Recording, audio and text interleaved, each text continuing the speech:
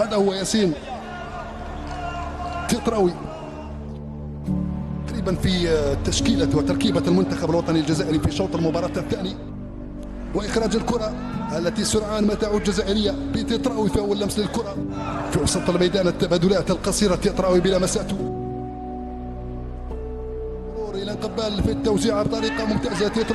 تيتراوي وهي الكرة لآدم زرقان، التسديدة زرقان تيتراوي طلبها دروبال، يتقدم تيتراوي يمشي من هناك. كل الاحتمالات يجب أخذها في الحسبان، يجب التعامل مع جميع الحالات في حال الخسارة وفي حال التقدم. محمد الأمين زرقان تيتراوي، شوف الموقع الثقة بكل أريحية، دفاعيا وهجوميا بإمكانه تقديم الإضافة المطلوبة.